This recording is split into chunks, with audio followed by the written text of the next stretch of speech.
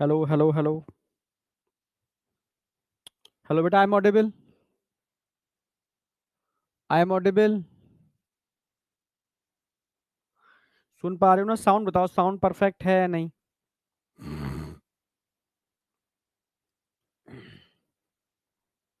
Yes, ठीक है, done. Start करते हैं।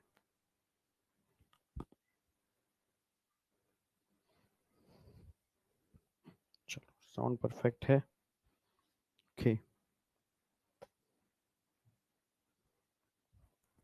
सब कुछ ठीक है, साउंड परफेक्ट है। हाँ, ठीक है। Everything is okay. Good afternoon all of you, good afternoon. ठीक है, सबसे पहले तो बेटा, हमारा जो टॉपिक चल रहा था फ्रॉक, सॉरी कॉकरोच, आज फ्रॉक चालू होना है। तो मैं कॉकरोच को पहले एंड करूंगा प्रॉपर वे में, अच्छी तरीके से रिवीजन करा करके, ठीक है।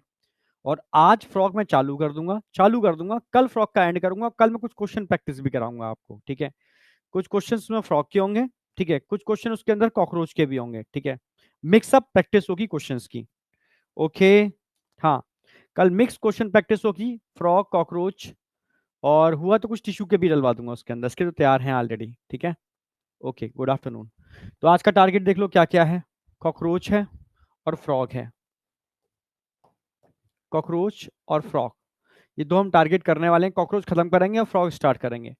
फ्रॉग की मॉर्फोलॉजी पूरी मैं आज करा दूंगा, और एनाटॉमी में अगर हुआ तो मैं डाइजेस्टिव सिस्टम तो करा ही दूंगा मैं, ठीक है। रिमेनिंग सिस्टम कल करा देंगे, और साथ में कल हम क्वेश्चन प्रैक्टिस करेंगे। ओके।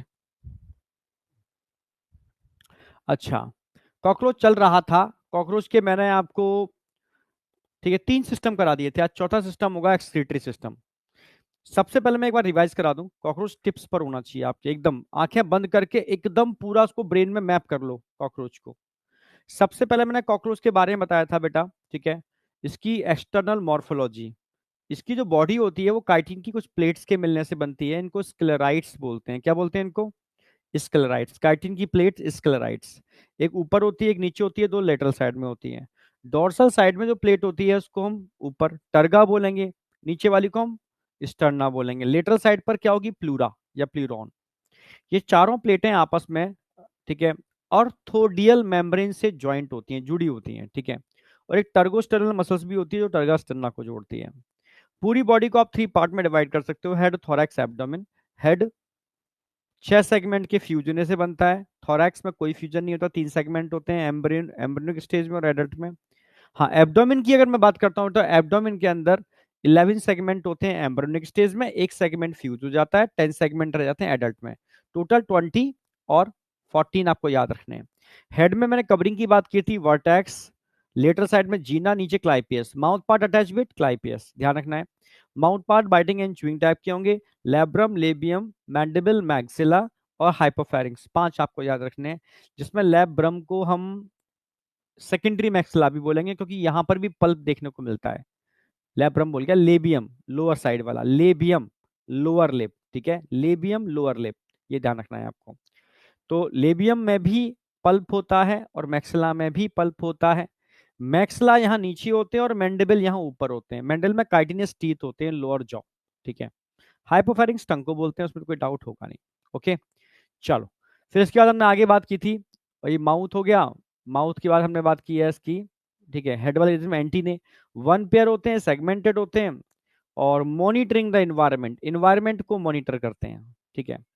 आइज 2 टाइप के हो गए, simple eyes, compound eyes. Simple eyes की अगर बात करते हैं तो सिंपल आइज ऑसिलस होते हैं, जो विजन के लिए रिस्पॉन्सिबल नहीं होते। हाँ, कंपाउंड आइज विजन के लिए रिस्पॉन्सिबल होते हैं। कैसा विजन? मोजैक, समझ रहे हो? या कह सकते हो ये कंपाउंड आइज है, छोटे छोटे यूनिट के मिलने से बन रही है। एक यूनिट को इमेटिडिया बोलते हैं। तो कितने इमेटिडिया होंगे एक आंख के अंदर? 2000 इमेटिडिया प्रेजेंट इन ईच आइज, ठीक है। 2000 present in each eyes, total 4000 ommatidia होते हैं। तो ये 4000 ओमेटिडिया होंगे एक दोनों आंखों में मिला करके। तो आप जब इसके सामने जाओगे तो आपके टुकड़े कर देंगे ये, लगभग 2000 टुकड़े एक आंख से। ये सारे टुकड़े इसके ब्रेन में जाएंगे और ब्रेन इन सारे टुकड़ों को जोड़ेगा। तो ऐसा विजन, ऐसी इमेज जो कोई छोटे छोटे टुकड़ों के जुड़ने से बनती है, उसको मोजैक बोलते हैं। क्या बोलते हैं? मोजैक, छोटे छोटे टुकड़ों के मिलने से बनने वाली इमेज। ये बचपन में नहीं गेम आता था, जैसे ट्री होता था या मिक्की माउस, मिक्की डोनर, इनके सबके आते थे, टुकड़े आते थे, जोड़ करके इमेज पूरी प्रॉपर बनानी होती थी, उसको मोजैक बोलते थे। तो इसका विजन भी मोजैक होता है। हाँ, धुंधला नहीं होता, नॉक्टर्नल होते हुए भी स्पष्ट क्लियर होता है, तो उसको हम एपोजिशन बोलते हैं, सुपर इम्पोज नहीं बोलते। क्लियर है? बिल्कुल, यहां तक क्लियर था। थोरैक्स की बात करते हैं। प्रो, मीजो, मेटा, तीन पार्ट होते हैं थोरैक्स के।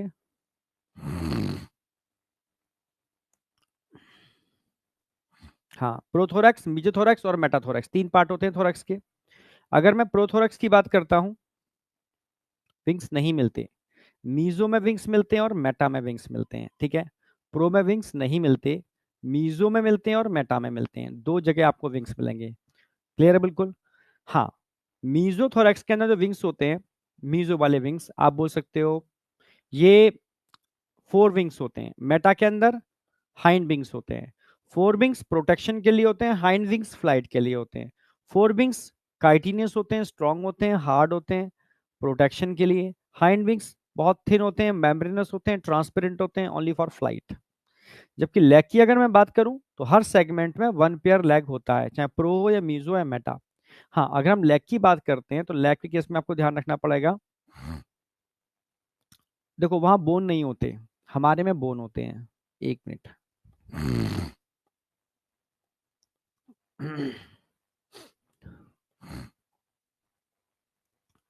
हम्म, है ना, वहां बोन नहीं होते, हमारे लेग में बोन्स होते हैं, ठीक है।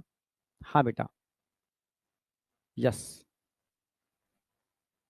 विक्स की गोली नहीं बेटा, ठीक है। खराश नहीं है, नीचे गले में बहुत सारे अल्सर टाइप हो गए हैं, ठीक है, मतलब फेरिंग्स वाले रीजन में, ठीक है, और स्वेलिंग आ गई है, ठीक है, मतलब इसको कह सकते हो, मतलब फेरेंजाइटिस हो गई एक तरीके से फेरिंग्स के अंदर बहुत, ठीक है, इन्फ्लामेशन काफी है, ठीक है, उसकी वजह से दिक्कत है और कुछ नहीं, है ना। विक्स की गोली से कुछ नहीं होगा, ढेर सारी एंटीबायोटिक्स खाने पड़ रही हैं, तब शायद थोड़ा थोड़ा हो, ठीक है। आगे आ जाओ। तो ये आपको ध्यान रखना है, ठीक है। यहाँ पर बोन्स नहीं है, सेगमेंट है। तो पहला मैंने बताया था, पहला सेगमेंट कॉक्सा, दूसरा ट्रोकेंटर, तीसरा अपनी बोन्स याद रखना, फीमर, चौथा टिबिया, फिर टार्सस, पांच होते हैं, ठीक है। लास्ट टार्सस पे एरोलियम लगा होता है, वो वैक्यूम क्रिएटर है, वैक्यूम चिपक जाता है, ठीक है। तो खड़ी दीवार पर एरोलियम की हेल्प से चढ़ जाते हैं, ये खड़ी दीवार है ना, तो एरोलियम को दबा दबा करके चढ़ जाएंगे खड़ी दीवार पर एरोलियम की हेल्प से, ठीक है। तो लेग वाला पार्ट हो गया। अब लेग के बाद हमने इसकी एब्डोमेन की बात की थी, ठीक है। एब्डोमेन की अगर हम बात करते हैं, तो मैंने दो चीजें बताई थी एब्डोमेन में, एनल स्टाइल और एनल सर्काई। एनल स्टाइल की बात करते हैं, ओनली मेल मेल में होते हैं एनल स्टाइल, वन पेयर होते हैं, अनसेगमेंटेड होते हैं, नाइन्थ सेगमेंट पे लगे होते हैं बॉडी के, ठीक है, कॉपुलेशन में हेल्प करते हैं। जबकि एनल सर्काई की बात करते हैं, मेल फीमेल दोनों ही सेक्स में होते हैं, 10 सेगमेंट पर होते हैं, सेगमेंटेड स्ट्रक्चर हैं। इन पर साउंड रिसेप्टर होते हैं, जो अर्थ से साउंड को, यानी सेंसरी पार्ट है, रिसीव करने का काम करते हैं, ठीक है। मतलब कहा जाता है कि अगर भूकंप आता है, तो इनको इन्हीं की हेल्प से पहले पता चल जाता है, रिएक्टर पर बाद में आएगा। मतलब सेंसरी, बहुत तगड़ा सेंसरी पार्ट है इनका, ठीक है।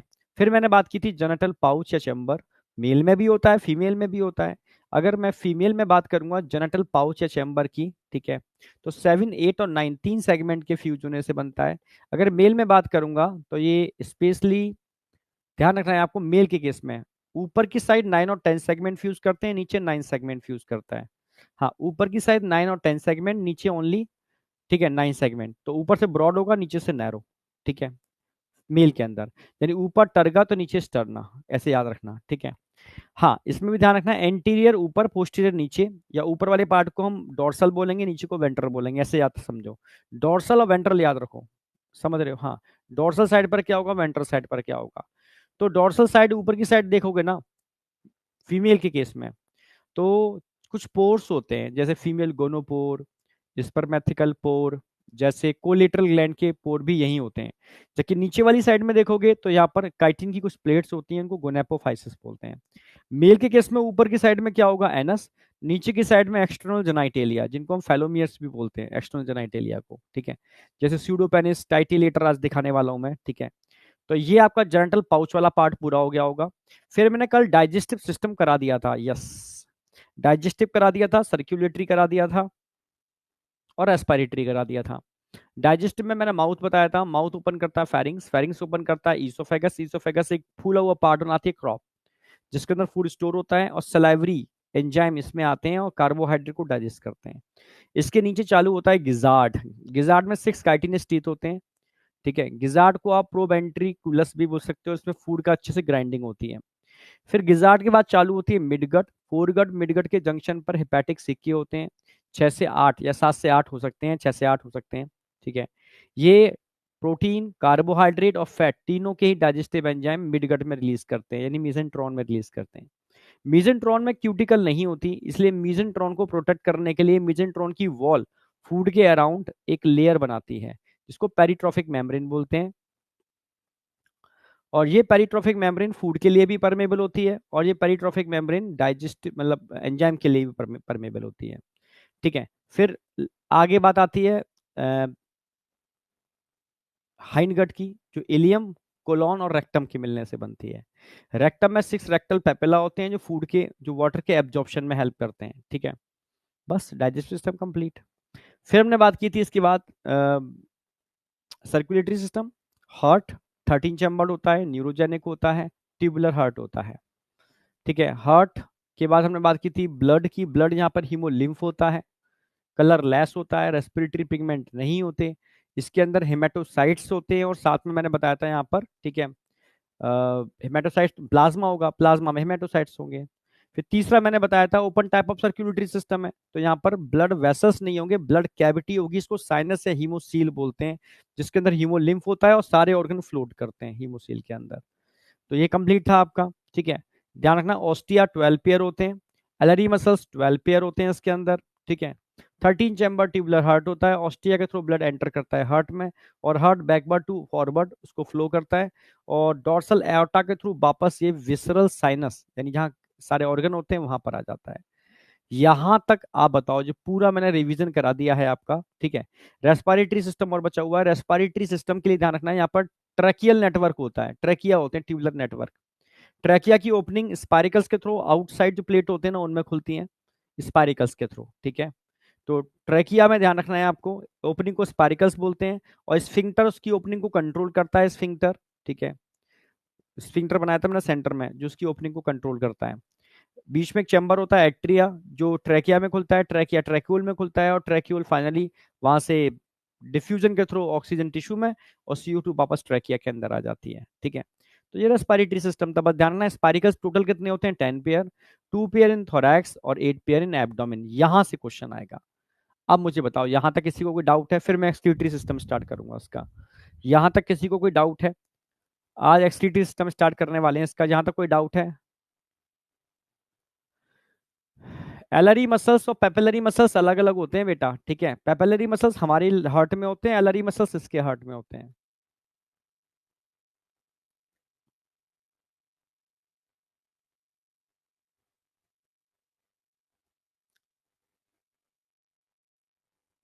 इमेजिनेशन हो गया? चलो बहुत बढ़िया।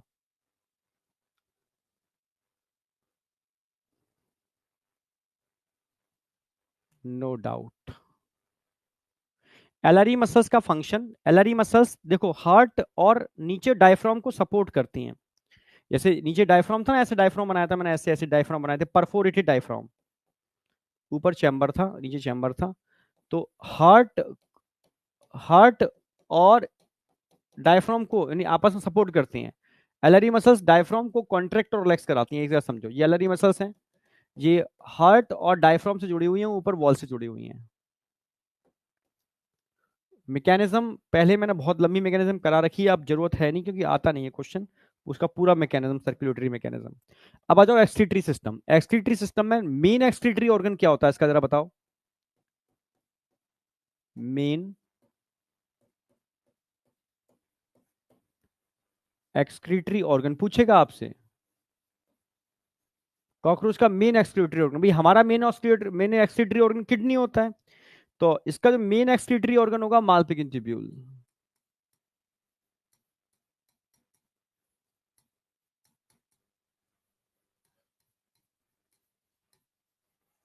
मालपिगिन कितने होते हैं मालपिगिन ट्यूब्यूल्स? 100 से 150 मालपिक ट्यूब्यूल्स 100 से 150 होते हैं मालपिक ट्यूब्यूल्स। ठीक है। एक्सक्रीटरी मेन है। अदर एक्सक्रीटरी ऑर्गन पूछेगा, अदर एक्सक्रीटरी ऑर्गन ये पूछेगा क्योंकि एनसीईआरटी में दे रखे हैं। अदर एक्सक्रीटरी ऑर्गन में आप नेफ्रोसाइट लगा दोगे।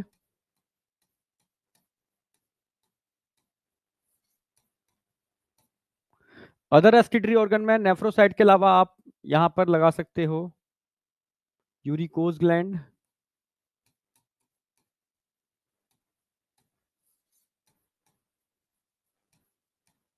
Only present in male cockroach.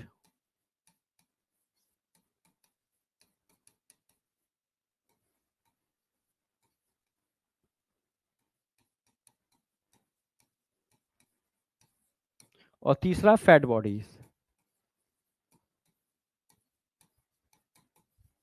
Fat bodies तो ये तीन हो गए। ठीक है। जिसमें ध्यान रखना है नेफ्रोसाइट मेल और फीमेल दोनों में होंगे, uricose gland only present in male cockroach, और फैट बॉडीज। जैसे हमारी बॉडी में मेन एक्सक्रीटरी ऑर्गन किडनी है, पर आपको बताया मैंने किडनी के अलावा स्किन भी बताया था, लिवर भी बताया था, सलाइवा भी बताया था, याद आ गया, लंग्स भी बताया था। ये सपोर्टरी सिस्टम है। तो ऐसे ही यहाँ पर सपोर्टिंग स्ट्रक्चर तीन और होते हैं, ये ध्यान रखना है। ठीक है। इसके अलावा एक क्वेश्चन और ध्यान रखना है आपको इसके अंदर,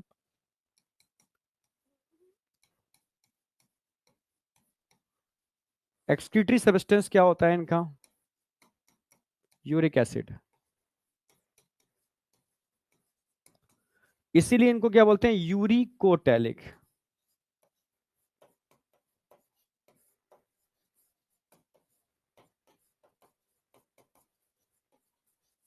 यूरिकोटैलिक एनिमल, ये एनसीईआरटी की लाइन सारी कवर होती हैं। अब एक सिंगल मालपिकिन ट्यूब्यूल का डायग्राम बनाऊंगा। ठीक है। अगर मालपिकिन ट्यूब्यूल की बात करते हैं, ये सिलिएटेड ग्लैंडुलर एपिथेलियम से लाइंड होते हैं।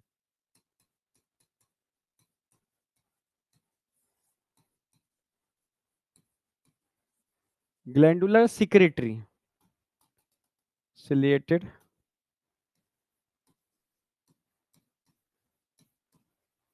सिक्रेटेड एपिथेलियम,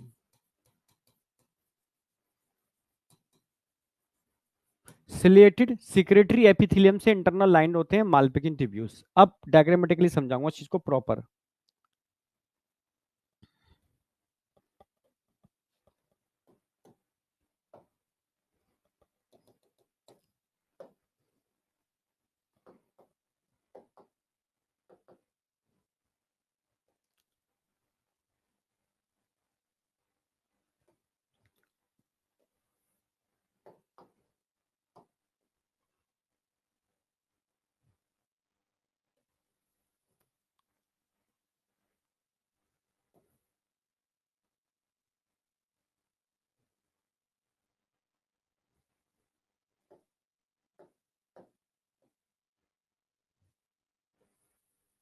एक मालपिकिन ट्यूब्यूल है।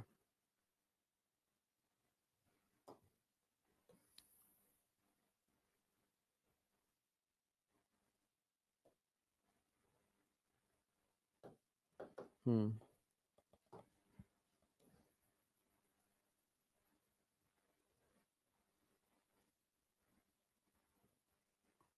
सिंगल मालपिकिन ट्यूब्यूल है। कहां पर ओपन कर रहा है, गट में।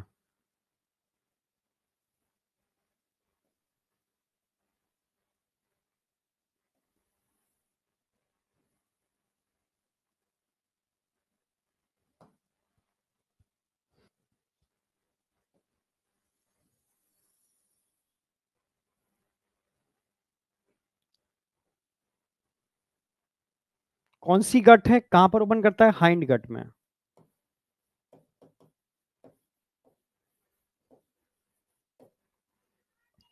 क्लियर है। हम्म। अगर मैं इसकी बात करूं, सिलेटेड और ग्लैंडुलर होती है सिक्रेटरी।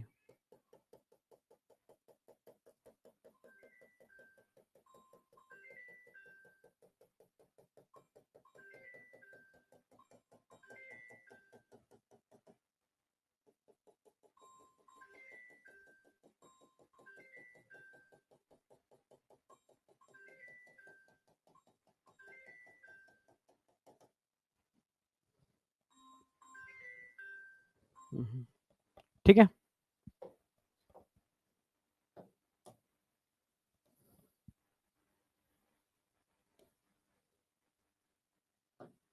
अब देखना, ये एपिथेलियम है, सिलिएटेड ग्लैंडुलर एपिथेलियम।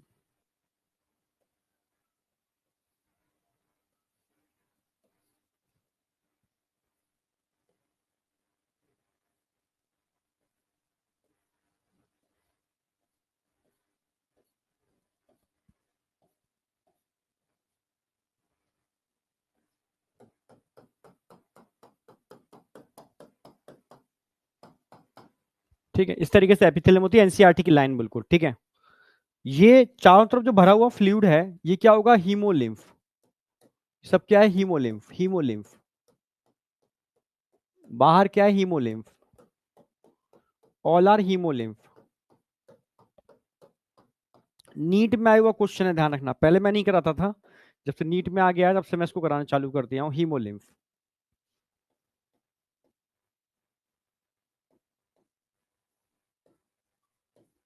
हीमोलिम्फ। और इस हीमोलिम्फ में कौन फ्लोट करते हैं, टिश्यू, क्योंकि open type of circulatory system है, तो टिश्यू इसी के अंदर होंगे,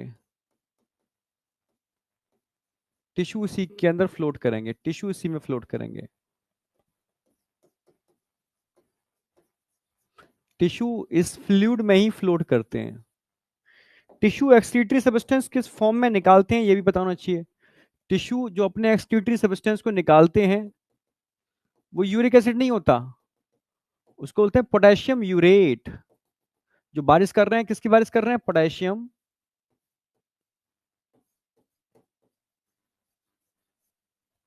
यूरेट।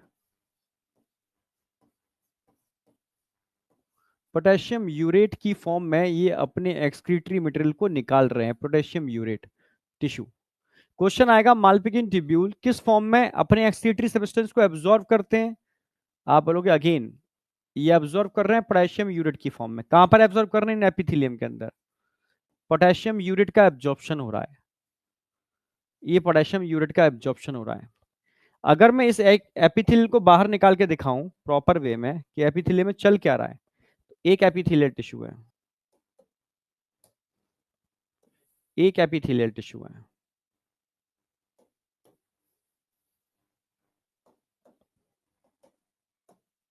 समझना, यहां से ले लो, एक एपिथेलियल को मैंने बाहर निकाल लिया, सिंगल एपिथेलियल को बाहर निकाल लिया, इसमें किसका एब्जॉर्प्शन हो रहा है, पोटेशियम यूरेट।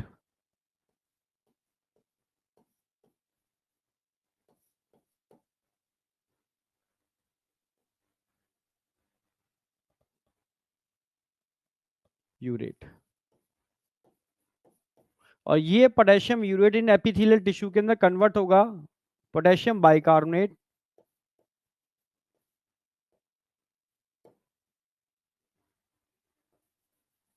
पोटेशियम बाइकार्बोनेट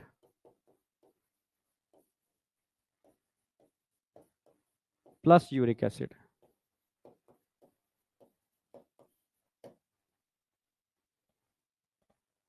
समझ रहे हो ना मेरी बात, हाँ यूरिक एसिड।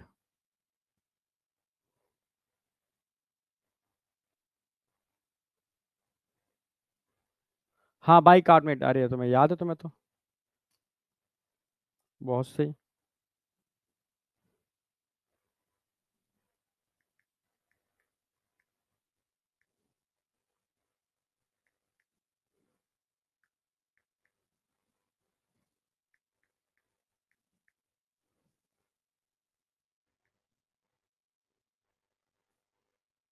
हाँ बेटा, चलो, यूरिक एसिड अब ये कहाँ बन रहा है, पोटेशियम,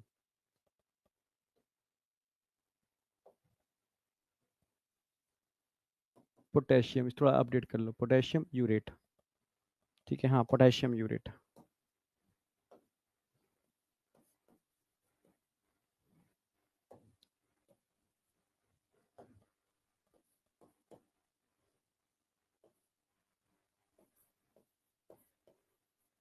पोटेशियम बाइकार्बोनेट।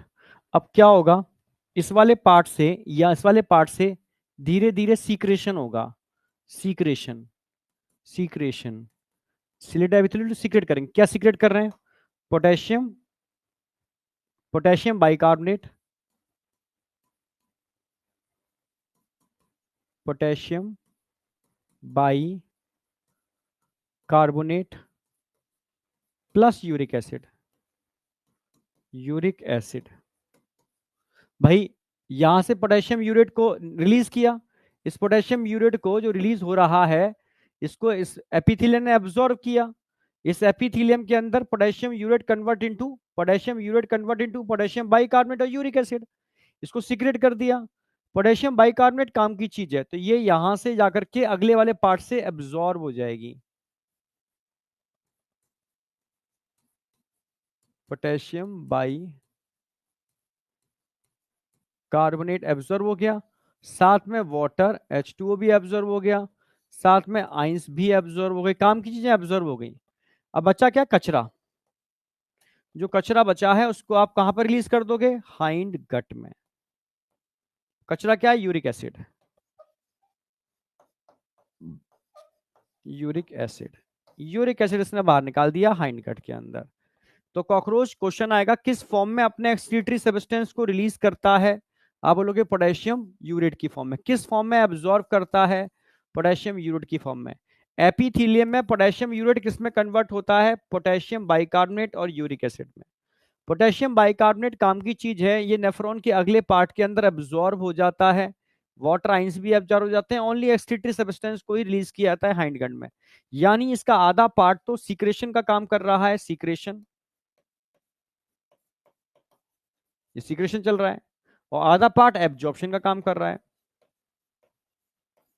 एब्जॉर्प्शन। तो सीक्रेशन एब्जॉर्प्शन दोनों हो रहे हैं, तो उसको क्या बोलते हैं? Osmo regulation.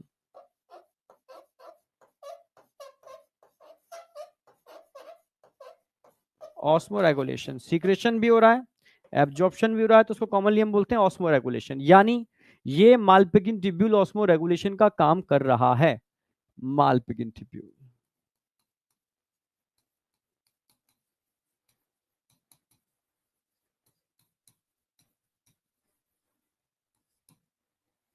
अब बताओ, इस मालपिगिन ट्यूब्यूल का डायग्राम समझ में आया नहीं आया? इस मालपिगिन ट्यूब्यूल का डायग्राम समझ में आया नहीं आया? ये एग्जैक्ट डायग्राम है जो एग्जैक्ट कंसेप्ट को क्लियर करता है। अब यहां तक कोई डाउट? जी, जी।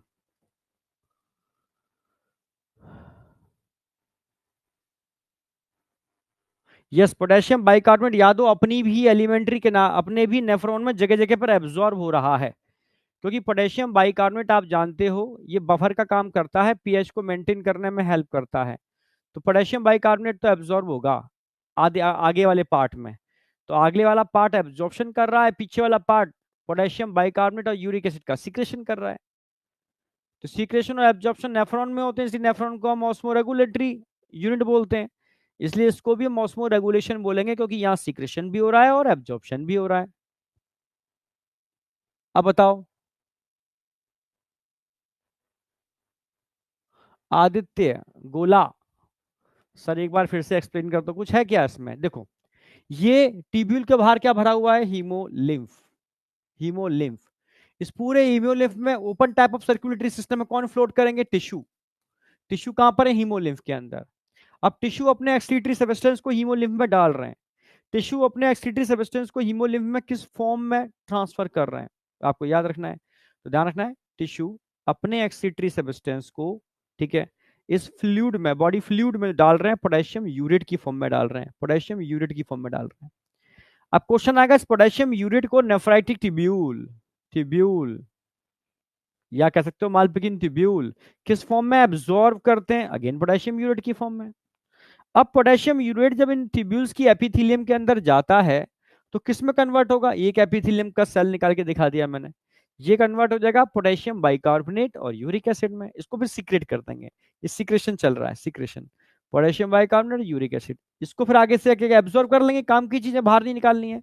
हाँ, but uric acid excretory material है, इसको हम बाहर निकाल देंगे, खत्म। आप बताओ समझ में आया नहीं आया? यस या नो?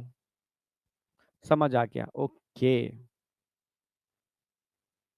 चलो बहुत बढ़िया, ठीक है। तो ये हमारा एक्सक्रीटरी सिस्टम कंप्लीट होता है कॉकरोच का। अब हम आगे बढ़ेंगे इसका नर्वस सिस्टम। नर्वस सिस्टम देखो, अगर डायग्रामेटिकली रिप्रेजेंट करूं इसको मैं,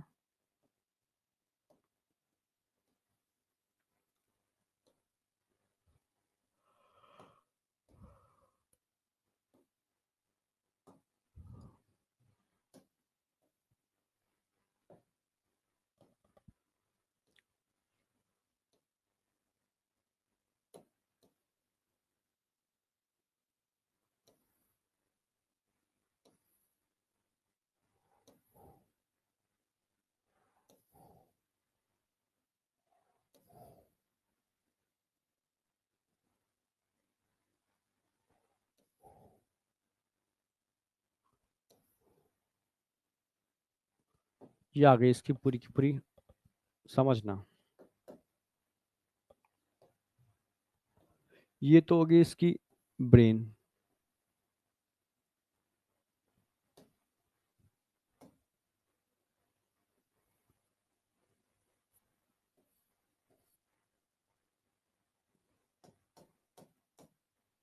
डबल दिखानी है।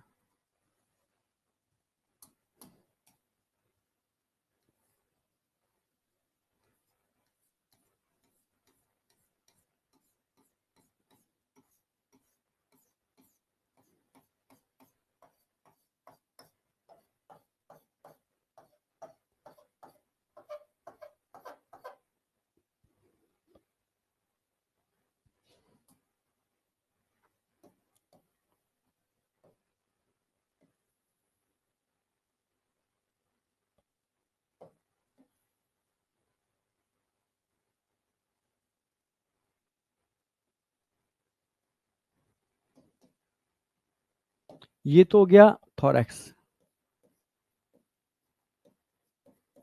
ये हो गया एब्डोमेन। ये हो गई ईसोफेगस।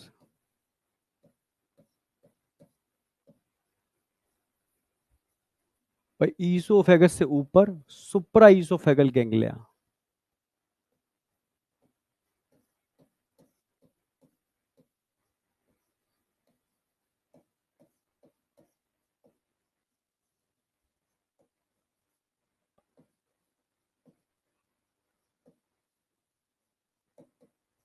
सुप्रा ईसोफेगल गैंग्लिया, ठीक है।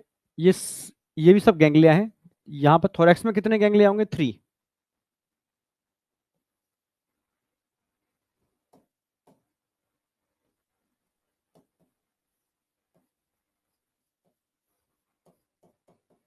एब्डोमेन में कितने गैंग्लिया होंगे? 6। गैंग्लिया मतलब कलेक्शन ऑफ साइटोन, ठीक है।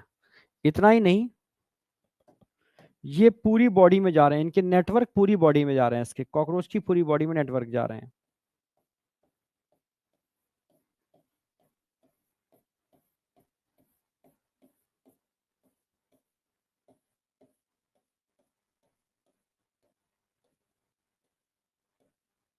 इस तरीके से पूरे के पूरे नेटवर्क पूरी बॉडी में जा रहे हैं इसके, ठीक है।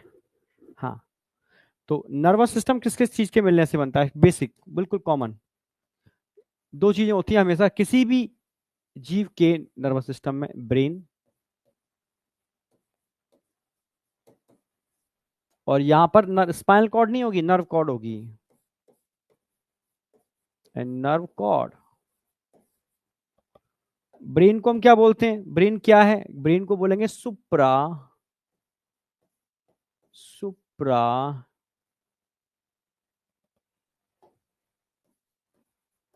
ईसोफेगल सुप्रा ईसोफेगल गैंग्लिया।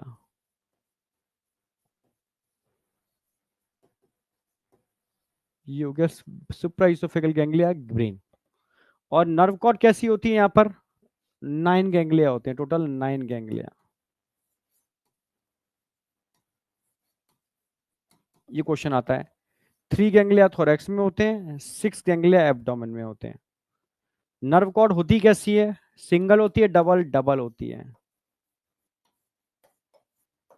सॉलिड होती है, हॉलो सॉलिड। हमारी हॉलो होती है। डॉर्सल होती है, वेंट्रल वेंट्रल। कल डायग्राम बना के समझाया भी था मैंने आपको कि इसकी नर्व कॉर्ड वेंट्रल साइड में होती है और हार्ट डॉर्सल साइड में होता है। हार्ट ऊपर होता है, नर्व कॉर्ड नीचे होती है।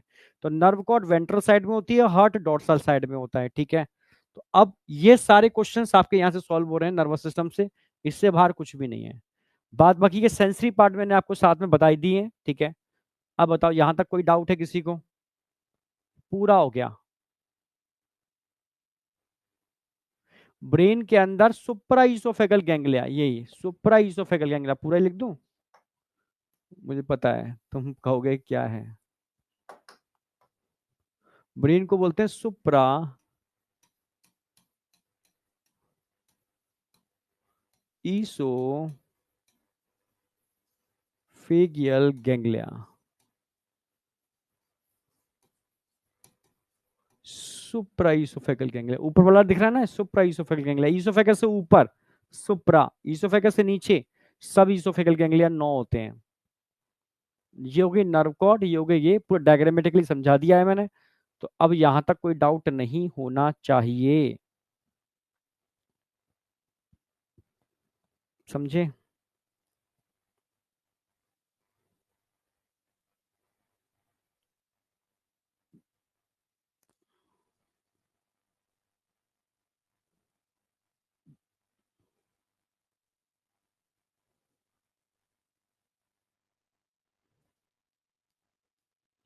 अब बताओ, यहां तक कोई डाउट?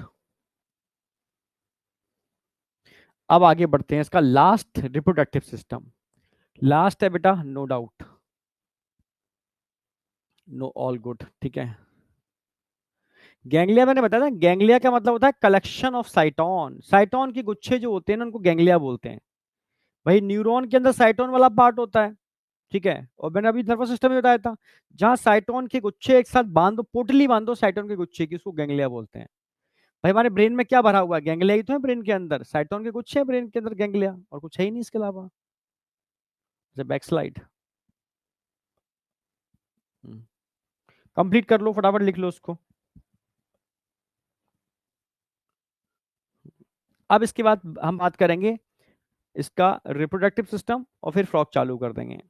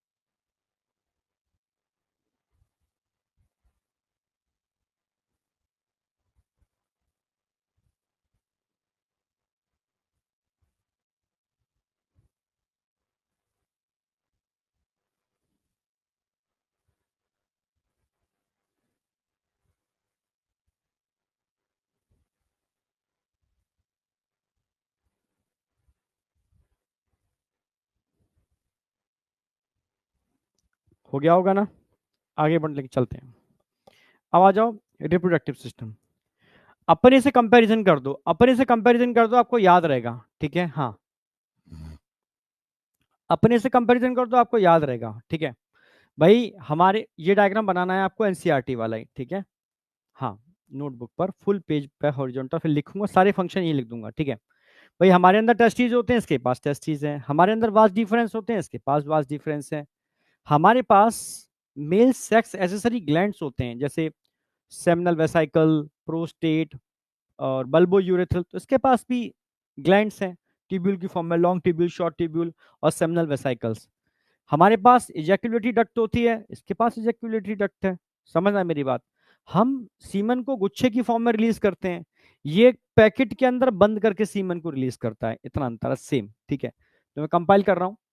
सबसे इंपॉर्टेंट चीज है, यहाँ सेगमेंटेड बॉडी है, तो सेगमेंट पूछते हैं टेस्टिस कितने सेगमेंट पर होते हैं। तो टेस्टिस की अगर मैं बात करूं, 1 पेयर होते हैं।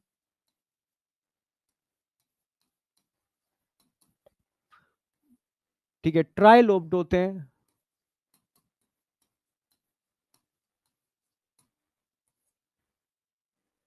ये कितने सेगमेंट पे लगे होते हैं, आप बोलोगे 4 to 6 सेगमेंट। 4 से लेके 6 सेगमेंट को कवर करते हैं, 4, 5, 6। आप समझ रहे हो। अगर ये 10 है तो 9, 8, 7, ये 6 होगा। 6, 5, 4। ध्यान से देखो कि 4, 5, 6 इन 3 सेगमेंट को कवर करते हैं टेस्टीज। ठीक है, 4, 5, 6 क्लियर है बिल्कुल। टेस्टीज 1 पेयर, और टेस्टीज में होता क्या है भाई, स्पर्मेटोजेनेसिस।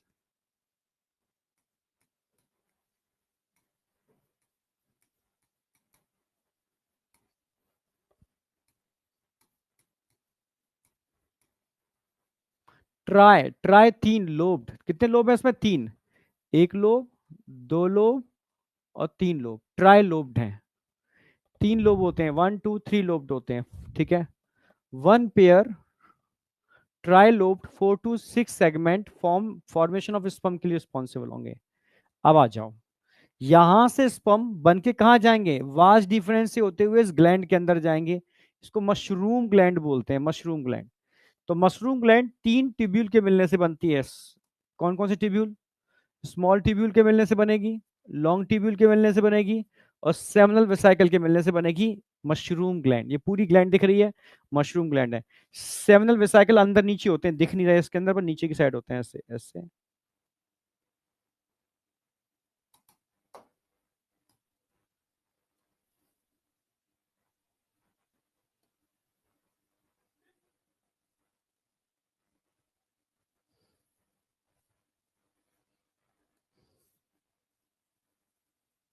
ये सेमिनल वेसाइकल दिखा दिया है मैंने, नीचे होता है। ठीक है, तो अब तीनों का फंक्शन बताता हूं पहले मैं। देखो, अगर मैं कॉकरोच की बात करूं, ये स्पर्म को एक पैकेट के अंदर बंद करके रिलीज करते हैं, इसमें स्पर्म भरे हुए होते हैं। इसको बोलते हैं स्पर्मेटोफोर। स्पर्मेटोफोर। तो स्पर्मेटोफोर की 3 लेयर होती हैं, एक आउटर, एक मिडिल और एक इनर। इन 3 लेयर को बनाने का काम कौन कौन करता है, ये क्वेश्चन आता है। ठीक है, तो सबसे पहले बात करूंगा लॉन्ग ट्यूब्यूल। ये क्या करती है, secret inner layer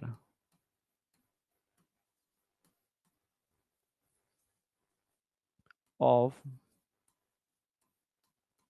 स्पर्मेटोफोर।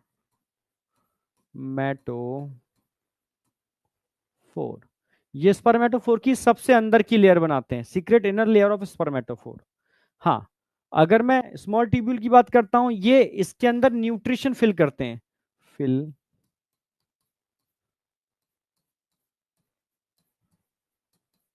Nutrition in spermatophore. ये न्यूट्रिशन भरने का काम करेंगे स्पर्मेटोफोर में। ठीक है, अब तीसरी बात करते हैं, तो इसकी आती है सेमिनल वेसाइकल। ये सेमिनल वेसाइकल है, सबसे नीचे सेमिनल वेसाइकल है, समझना। ठीक है, storage of स्पर्मेटोफोर।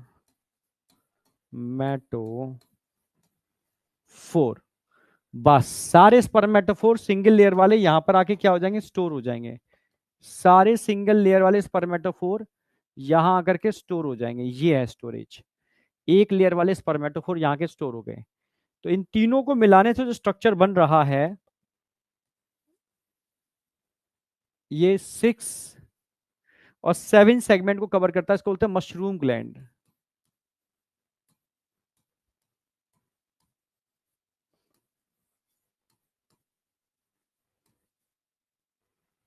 Mushroom gland 6 and 7th segment को कवर करती है, छठवां और सातवां सेगमेंट कवर करती है ये मशरूम ग्लैंड। एनसीईआरटी में दे रखा है, पूछा भी जाता है। छठवां और सातवां सेगमेंट, इन दो सेगमेंट को कवर करती है मशरूम ग्लैंड। समझ रहे हो? ठीक है, अब आ जाओ। एक लेयर वाले स्पर्मेटोफोर स्टोर हो चुके हैं। जब कॉपुलेशन का टाइम आएगा तो एक लेयर वाले स्पर्मेटोफोर कहां से निकलेंगे? इजैक्यूलेटरी डक्ट से। तो जब इजैक्यूलेटरी डक्ट से एक लेयर वाले स्पर्मेटोफोर निकलेंगे ना, तो इजैक्यूलेटरी डक्ट भी इसके ऊपर एक लेयर और बना देगी। वो कौन सी लेयर होगी? मिडिल लेयर, क्योंकि एक लेयर उसके ऊपर और बनेगी। ठीक है, तो अगर मैं आपसे कहूं कि इजैक्यूलेटरी डक्ट क्या काम करती है, क्या फंक्शन है इजैक्यूलेटरी डक्ट का? Secrete middle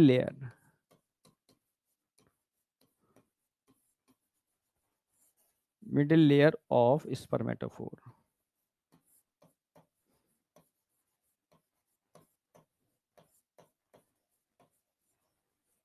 secret middle layer of spermatophore.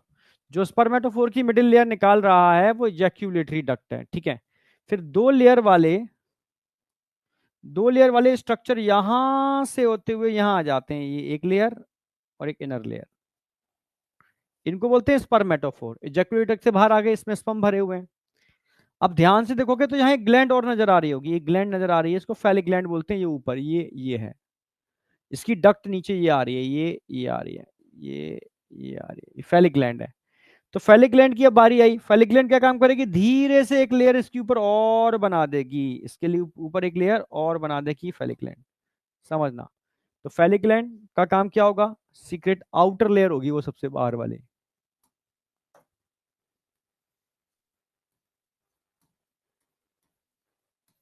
Secret outer layer of spermatophore. तो ये स्पर्मेटोफोर की सबसे बाहर की लेयर बनाएगी। अब ये तैयार है। अब यहां पर लेफ्ट फेलोमियर एक प्लेट होती है, ठीक है, टाइटिलेटर, सूडोपेनिस, समझना, और वेंट्रल फेलोमियर, राइट फेलोमियर, ये सब क्या है? इन सबको मिला दिया जाए, इन सबको मिला दिया जाए, इन सबको, इन सबको, इन सबको, इन सबको बोलते हैं एक्सटर्नल जेनाइटेलिया।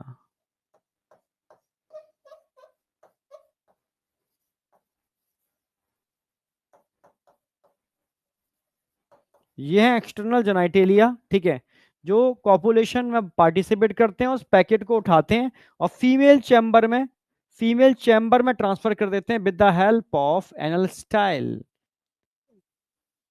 कॉइडल स्टाइल या एनल स्टाइल एक ही बात है। ठीक है, कॉइडल स्टाइल या एनल स्टाइल,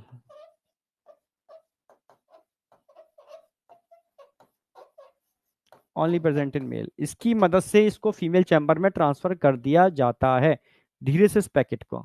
तो अब बताओ ये सीक्वेंस समझ में आई या नहीं आई? ये सीक्वेंस समझ में आई या नहीं आई?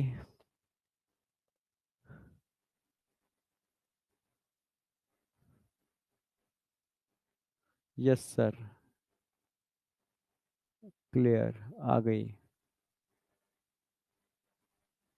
Diamond clear.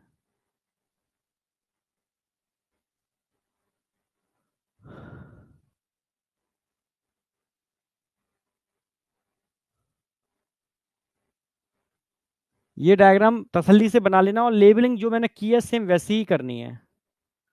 ये पूरी लेबलिंग ही मतलब पूरे सारे क्वेश्चन सॉल्व कर देगी। सारा खेल यहाँ पर स्पर्मेटोफोर की लेयर्स बनाने का है। तो जो लॉन्ग ट्यूब्यूल्स होते हैं बेटा, वो सबसे अंदर की लेयर बनाएंगे, इजैक्यूलेटरी डक्ट मिडिल लेयर बनाएगी, फैलिक ग्लैंड इसकी आउटर लेयर बनाएंगे, न्यूट्रिशन स्मॉल ट्यूब्यूल भरेंगे, सेमिनल वेसिकल को स्टोर करेंगे, राइट वेंट्रल, लेफ्ट टाइटिलेटर और सूडोपेनिस, ये एक्सटर्नल जेनाइटेलिया है, इस चैम्बर को फीमेल चैम्बर में ट्रांसफर कर देंगे। कोई डाउट? मशरूम ग्लैंड, इन तीनों को मिला दो, लॉन्ग ट्यूब्यूल, शॉर्ट ट्यूब्यूल और सेमिनल वेसिकल, तीनों को मिलाने से 6 और 7 सेगमेंट पर एक ग्लैंड दिख रही होगी। इसको बोलते हैं मशरूम ग्लैंड। अब बताओ कोई डाउट? मेटामॉर्फोसिस पे आ रहा हूं, अभी रुको।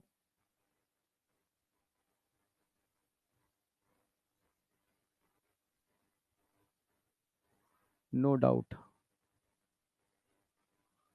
चलो, ऑल कंसेप्ट ठीक है, क्लियर।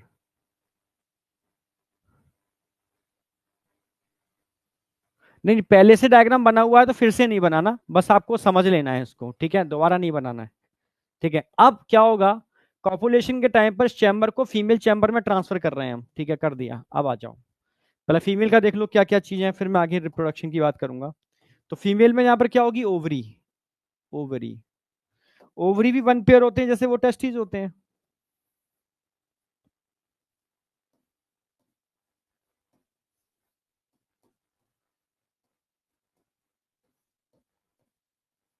वन पेयर ओवरी होगी पहली बात, ठीक है, वन पेयर होगी ओवरी, पहली बात। दूसरा समझना है ओवरी केस में, ओवरी वन पेयर होती है, ईच ओवरी,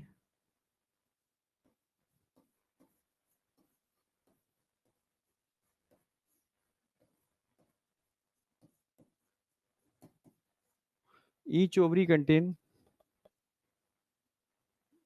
8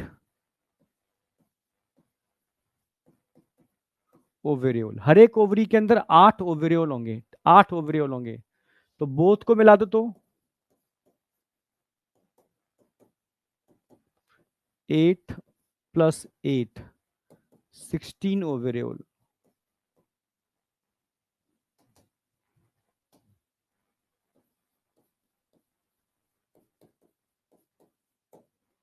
ये देख रहे हैं ना, 8 इधर होंगे, 8 इधर होंगे, 8 इधर होंगे, 8 इधर होंगे, और इन ओवरियोल में ही होते हैं क्रम से अरेंज। ओ वाह, ऐसी पूरा एक सीक्वेंस बनी होगी ओवा की।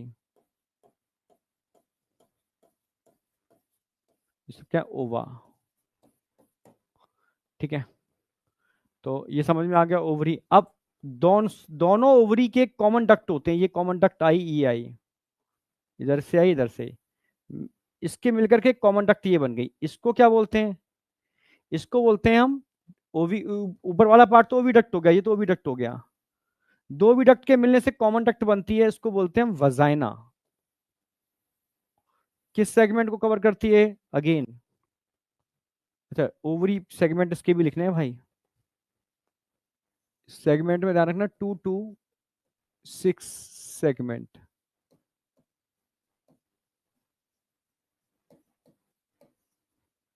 दो से लेके 6 सेगमेंट, ठीक है, 2 to 6 सेगमेंट ओवरी होगी। अब आ जाओ कॉमन ओविडक्ट या वजाइना, कॉमन ओविडक्ट या वजाइना, ठीक है, ये किस सेगमेंट पर मिलेगी,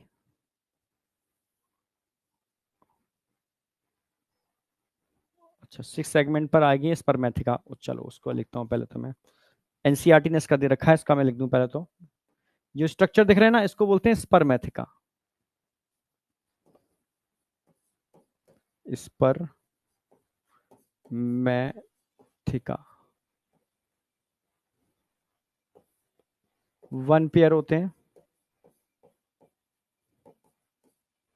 रिसीव स्पर्म फ्रॉम,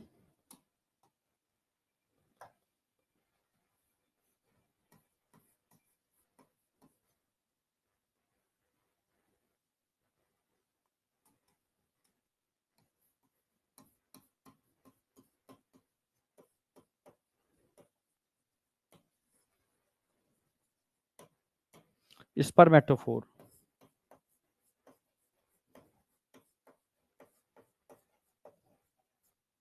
6 सेगमेंट, ध्यान रखना 6 सेगमेंट पर होती है, ये एनसीईआरटी में दे रखा है, ठीक है। कोलेटरल ग्लैंड क्या करती हैं,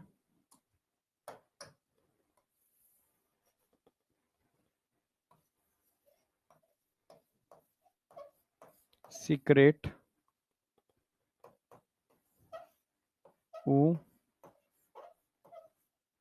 थिका, ठीक है। अब आ जाओ, और ये हो गया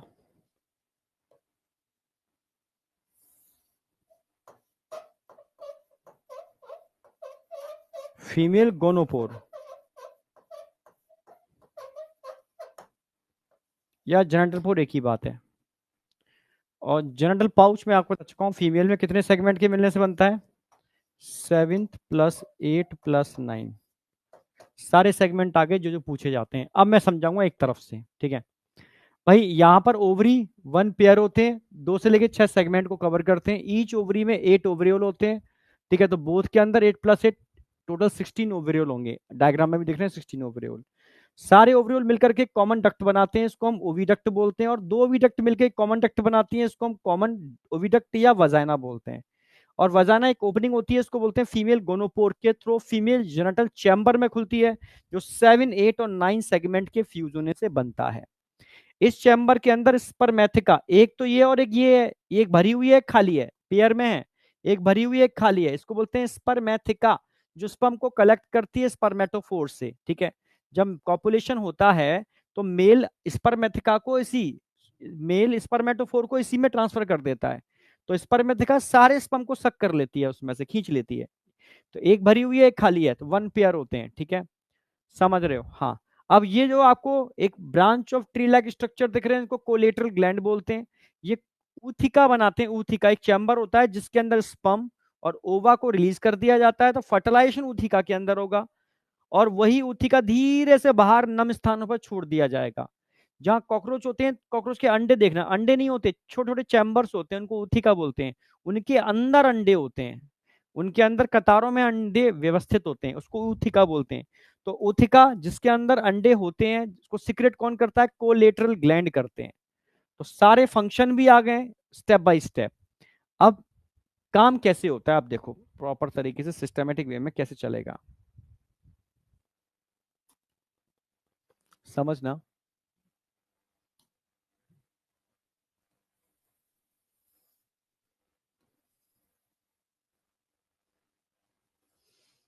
हम्म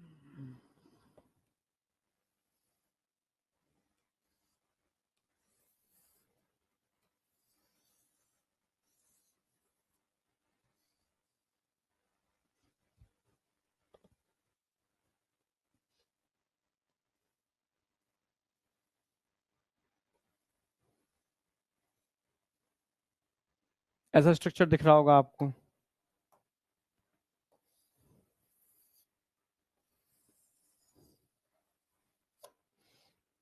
चैम्बर आ गया पूरा का पूरा। अब क्या होगा, यहां पर कोलेटरल ग्लैंड दिखा रखे हैं, ध्यान से देखना, ध्यान से, कोलेटरल ग्लैंड है।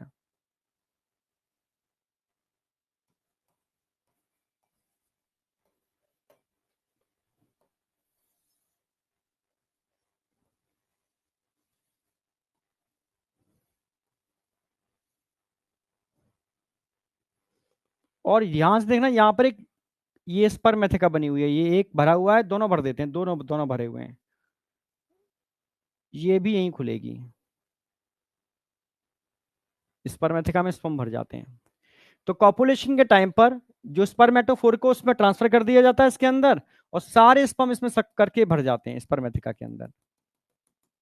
वो हवा के झोंके से निकल जाएगा बाहर स्पर्मेटोफोर। अब फीमेल क्या काम करेगी समझना, ये धीरे धीरे यहां से एक लसलसा पदार्थ निकालेगी, ऐसे ऐसे ऐसे स्टिकी सब्सटेंस, और ये आपस में एक थैला बनाएगा मिलकर के, ये थैला।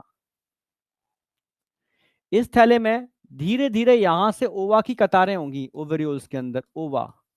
तो लगभग 16 ओवा, सॉरी, लगभग 8 ओवा इधर से एक बार में आएंगे, 8 ओवा इधर से एक बार में आएंगे। तो लगभग 16 ओवा कहां गए, इस थैले के अंदर आ गए 16 ओवा। और यहां से स्पर्म आ जाएंगे, यहां से स्पर्म आ जाएंगे, ये स्पर्म आ गए। अब धीरे से ये फीमेल क्या काम करेगी समझना,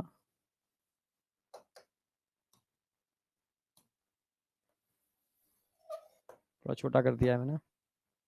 धीरे से फीमेल इसको नीचे रिलीज करेगी,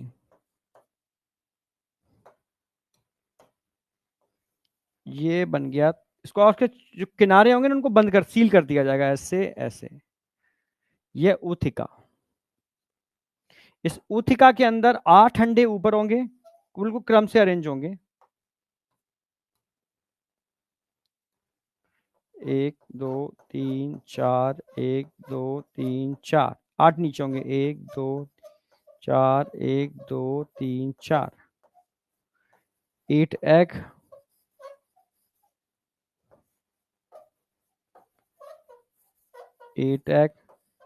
टोटल 14 से लेकर के 16 अंडे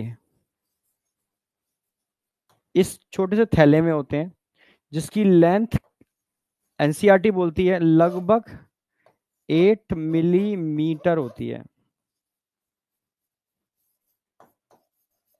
तो ऐसे ही ये लगभग 9 से 10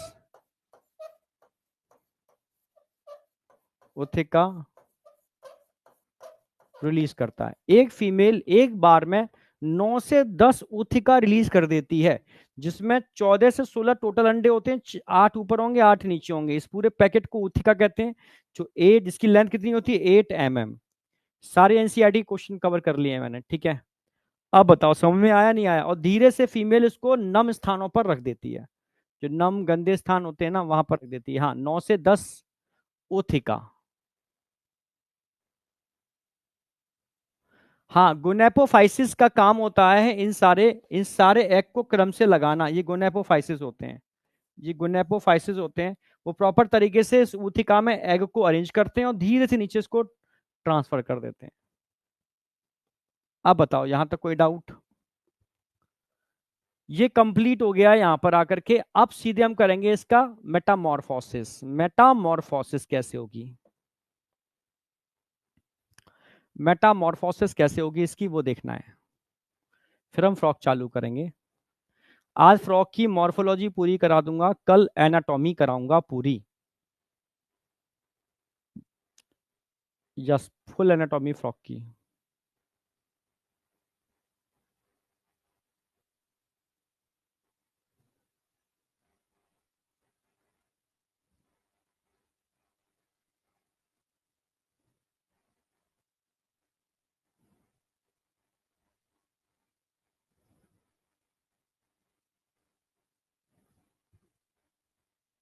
हो गया?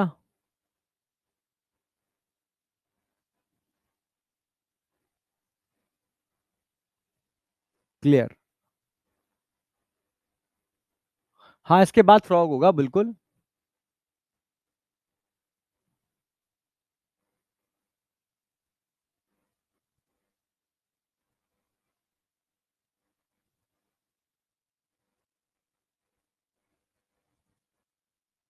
हो गया, चलो बहुत बढ़िया। आगे चलो, अब आगे चलो। इस उथिका उथिका उथिका में क्या होंगे, एग।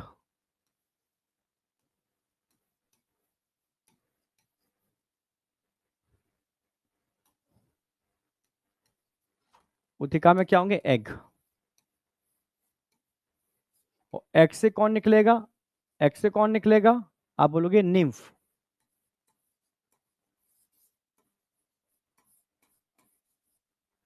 ठीक है, निम्फ क्या होता है, ठीक है, बच्चा होता है, जुवेनाइल, ठीक है। और इस निम्फ से क्या बनेगा, इमेगो।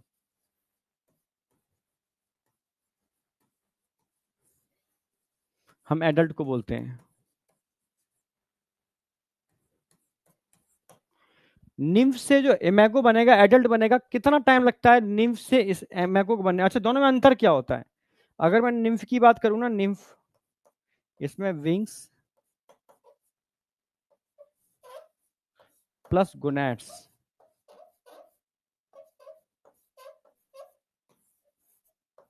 एब्सेंट होते हैं, सिर्फ विंग पैड प्रेजेंट होते हैं।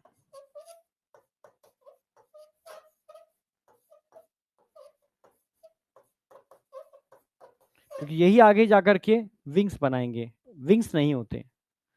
और इमेगो में क्या अंतर होता है, इमेगो इमेगो के अंदर विंग्स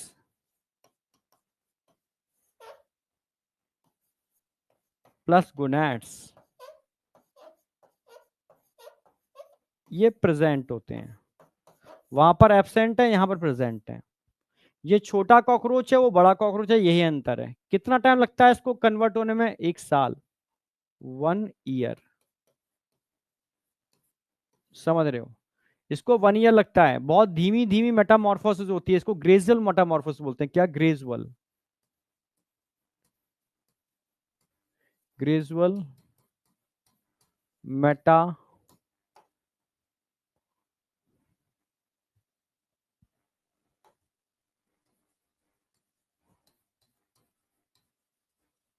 इसको ग्रेजुअल मेटामॉर्फोसिस बोलते हैं, जो 1 साल में हो पाती है। ग्रेजुअल मेटामॉर्फोसिस 1 साल में हो पाती है। ग्रेजुअल मेटामॉर्फोसिस 1 साल में हो पाती है, समझना। ये ग्रेजुअल मेटामॉर्फोसिस है जो धीरे धीरे होती है और 1 साल में हो पाती है। समझ गए? हाँ। दूसरी बात, इस टाइप की मेटामॉर्फोसिस जो धीरे धीरे हो रही है, इसको पोरो मेटाबोलस टाइप, पोरो मेटाबोलस मेटामॉर्फोसिस बोलते हैं। मेटामॉर्फोसिस,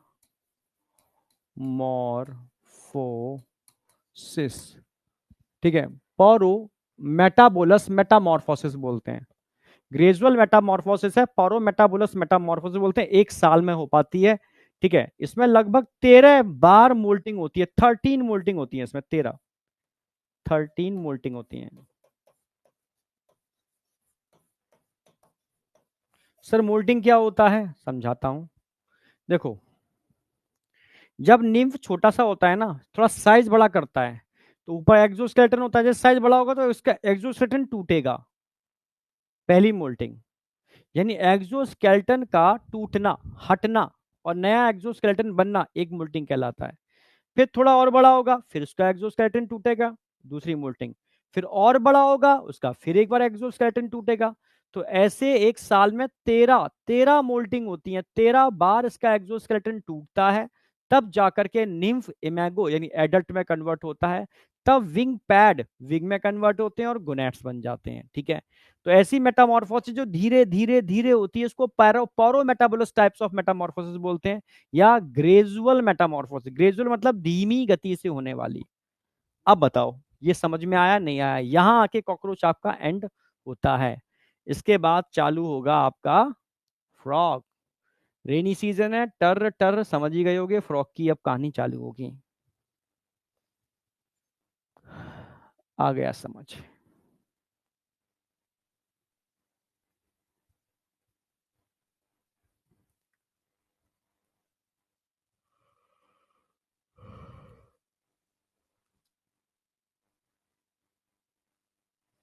ये हुआ ना ऑल कंसेप्ट ब्रेन में सेट। हाँ भाई, अब टर टर ठीक है।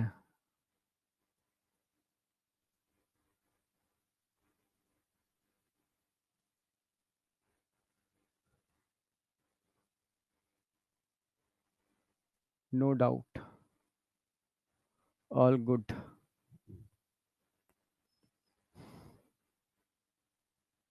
चलो, तो भाई अब बारी आ गई। लिख लिया होगा आपने, मुझे लग रहा है। रह गया तो लिख सकते हो। एक घूंट पानी पी रहा हूं मैं, आप लिख लो उसको।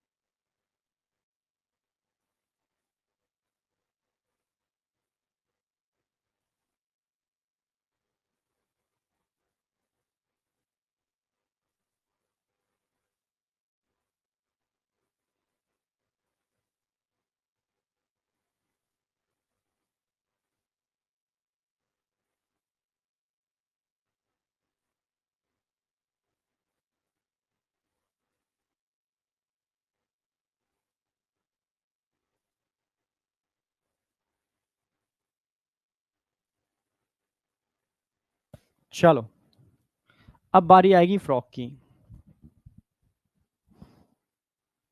फ्रॉक, ठीक है। तो भाई एनसीईआरटी का ही डायग्राम है, इसको समझना है अच्छी तरीके से। ठीक है। सबसे पहले मैं फ्रॉक की बेसिक एक्सटर्नल मॉर्फोलॉजी की बात करूंगा, जनरल बातें करूंगा, बिल्कुल जनरल बात। जैसे फ्रॉक को हम क्या बोलते हैं, राना टिगरीना। जैसे मैंने बताया था ना, इंडियन इंडियन कॉकरोच को हम पेरीप्लेनेटा अमेरिकाना बोलते हैं, पेरीप्लेनेटा अमेरिकाना बोलते हैं। गर्म नहीं है।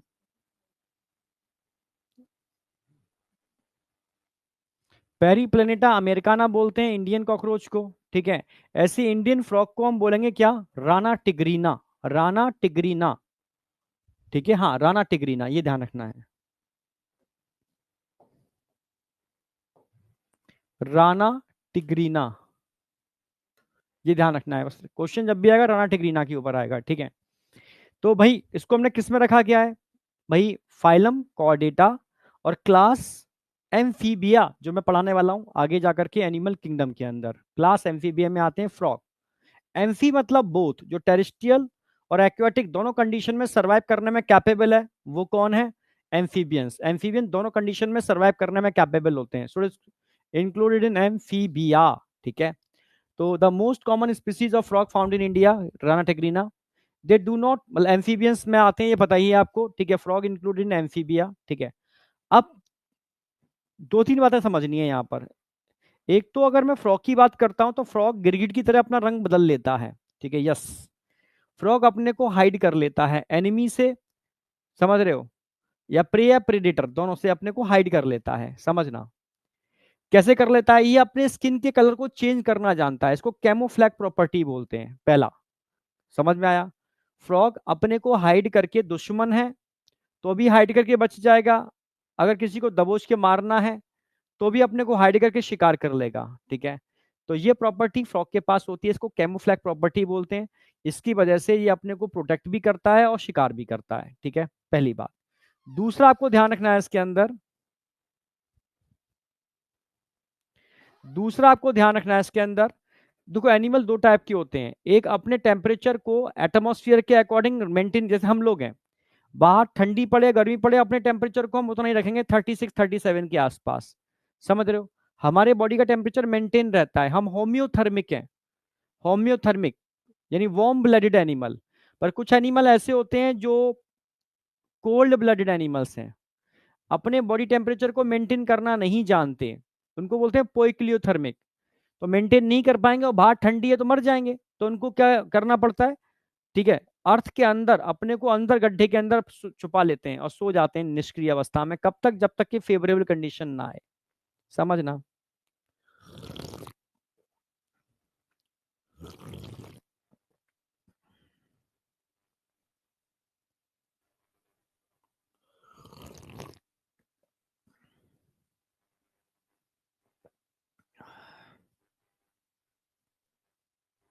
ठीक है, हाँ।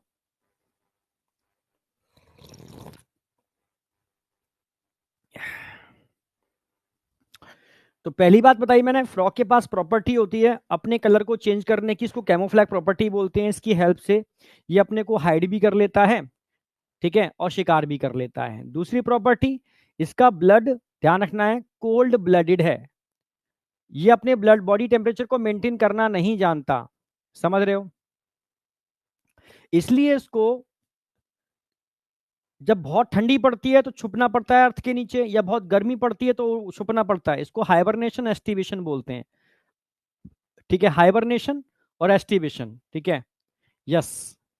विंटर स्लीप और समर स्लीप, यस, ठीक है, हाँ। Hibernation, winter sleep, aestivation, summer sleep. तो निष्क्रिय अवस्था में अपने को ले जाना, ये फ्रॉग के पास होती है, क्योंकि इसका ब्लड कोल्ड ब्लडेड है, ये अपने बॉडी टेम्परेचर को मेंटेन करना नहीं जानता, और ऐसे एनिमल को हम पोइक्लियोथर्मिक बोलते हैं। और जो अपने बॉडी टेम्परेचर को मेंटेन कर लेते हैं वो होम्योथर्मिक है, थर्मिक है।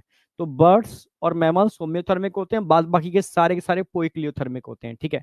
तो तीन बातें समझ में आ गई, बॉडी टेम्परेचर ध्यान रखना है, अपने कलर को चेंज करके अपने को प्रोटेक्ट करना जानता है, ठीक है, इसको कैमोफ्लैग प्रॉपर्टी बोलते हैं, ठीक है।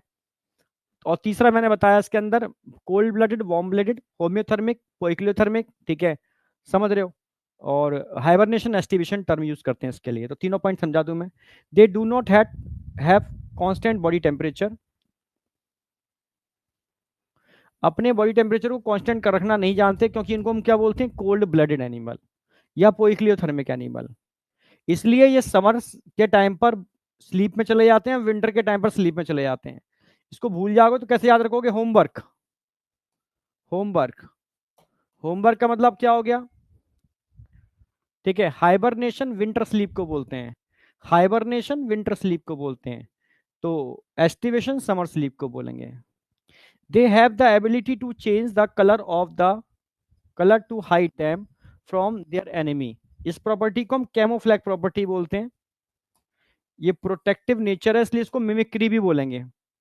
नकल कर लेना, वातावरण की नकल कर लेना, मिमिक्री। तो ये तीन प्रॉपर्टी समझ में आई होंगी फ्रॉग की। ठीक है, राना टिगरीना का टेम्परेचर, ठीक है, पोइक्लोथर्मिक, homeothermic, camouflage property, camouflage property. ठीक है, यहां तक बता, कोई डाउट? अब मैं आगे बढ़ रहा हूं। अच्छा, चीजें बता ही दूं पहले आपको।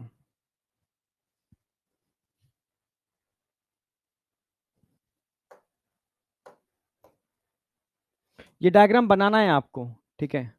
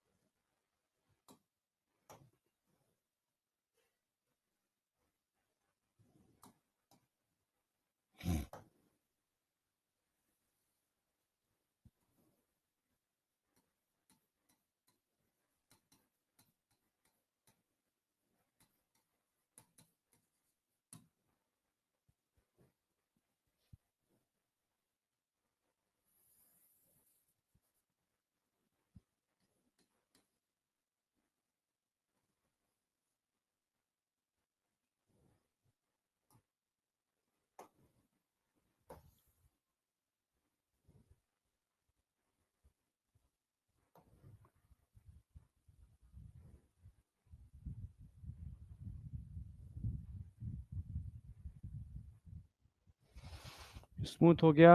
ठीक है, कुछ पॉइंट्स लिखा रहा हूं मैं, उसको लिख लो आप। ठीक है,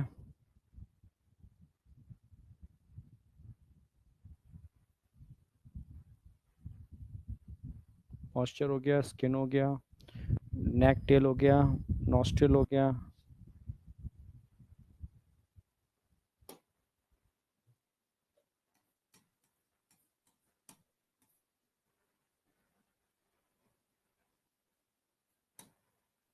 निकटेटिन।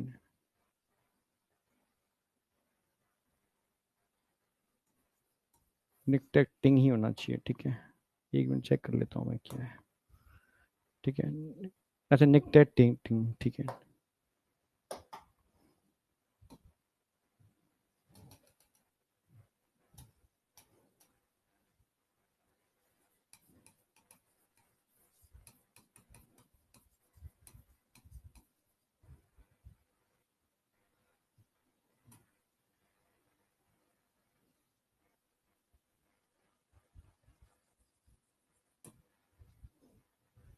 थर्ड आइज बोलते हैं इसको, तीसरी आंख।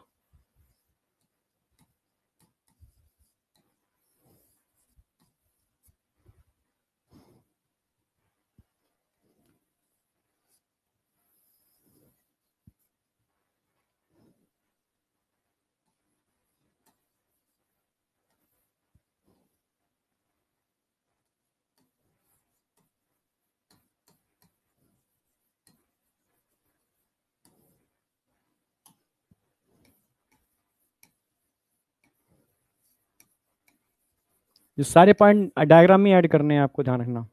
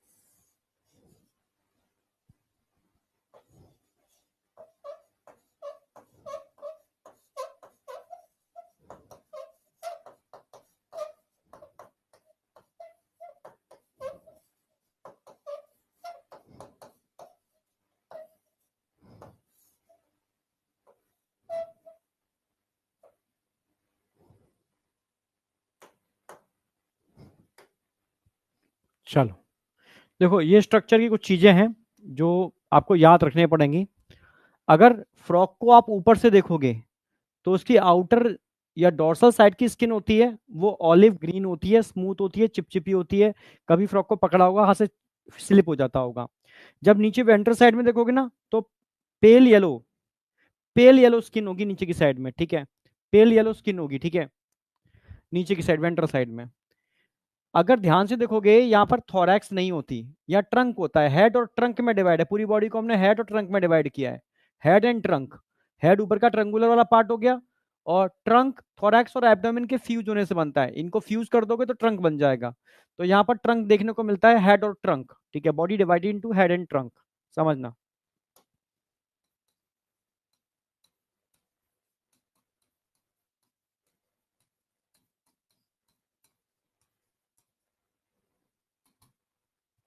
ट्रंक, हेड एंड ट्रंक होगा यहाँ पर। ट्रंक थोरैक्स और एब्डोमेन के फ्यूज होने से बनता है, ठीक है। नोज पर वन पेयर नॉस्ट्रिल होते हैं, ठीक है, रेस्पिरेशन में हेल्प करते हैं। आईज में थर्ड आई निक्टेटिन मेम्ब्रेन होती है, ठीक है। जब पानी में जाना होता है तो निक्टेटिन मेम्ब्रेन को चढ़ा लेते हैं, ऊपर आना था तो उतार लेते हैं, ठीक है। समझ रहे हो। ईयर की अगर बात करें तो यहाँ पर टिम्पेनम होता है, ईयर ड्रम बोलते हैं इसको, ठीक है। बैलेंसिंग और हियरिंग दोनों में हेल्प करता है, बैलेंसिंग भी करता है और हियरिंग भी करता है। सुन भाई, इनसे सुनाई भी देता है इनको। तभी तो जब बरसात का सीजन होता है तो मेल एक साउंड प्रोड्यूस करता है वोकल सैक की हेल्प से, ठीक है। फीमेल उसको सुनती है और अट्रैक्ट होती है कॉपुलेशन के लिए, ठीक है। तो ध्यान रखना है, यहाँ पर वोकल सैक होते हैं जो मेल में होते हैं, ठीक है। इतना ही नहीं, अगर मैं बात करूंगा फोर लिम, तो फोर लिम में 4 डिजिट्स होते हैं, टोटल 4 डिजिट्स होते हैं। पहली डिजिट्स पर कॉपुलेटरी पैड होते हैं, ओनली मेल फ्रॉग में होते हैं, फीमेल में नहीं होते। तो ये भी सेक्सुअल डाइमॉर्फिज्म को इंडिकेट करने वाला करेक्टर है। जबकि हाइंड लिम्स के अंदर वेव्ड डिजिट होते हैं। वेव का मतलब है इनके बीच में इस तरीके से ये बने होते हैं जो स्विमिंग, पानी के अंदर तैरने में, स्विमिंग में हेल्प करेंगे, ठीक है। तो ये बेसिक बात समझ में आई नहीं आई बेसिक डायग्राम की, ये सब चीजें ऐड करनी है डायग्राम के अंदर। तो आधा फ्रॉक तो हमारा यही खत्म हो जाता है। अब आगे स्किन मैंने बता दी कैसी होती है, स्मूथ होती है, स्लिपरी होती है, क्योंकि म्यूकस कंटेनिंग होती है, ठीक है, क्योंकि यह म्यूकस प्रेजेंट होता है, ठीक है। मॉइस्चर कंटेनिंग, मॉइस्ट कंटेनिंग होती है क्योंकि इसको क्यूटेनियस रेस्पिरेशन करना होता है, cutaneous respiration,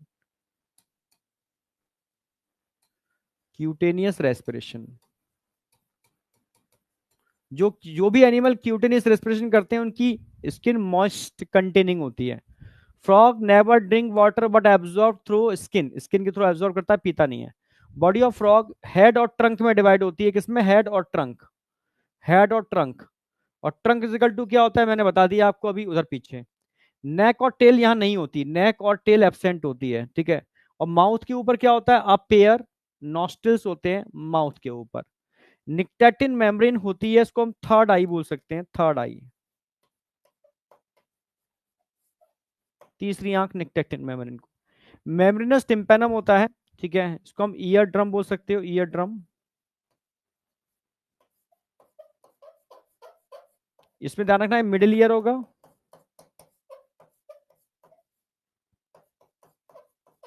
plus internal ear होगा। एक्सटर्नल ईयर फ्रॉग में नहीं आया, वो बर्ड्स में आया था, और सही मायने में पिन्ना की फॉर्म में मैमल्स में आया, ठीक है। मिडिल ईयर हियरिंग के लिए होता है, और इंटरनल ईयर बैलेंसिंग के लिए होता है। ये क्वेश्चन पूछे जाते हैं। हाइंड लिम्स की बात करता हूं तो यहाँ पर 5 डिजिट्स होते हैं, फोर लिम्स के अंदर, फोर लिम्स के अंदर 4 डिजिट्स होते हैं, ठीक है।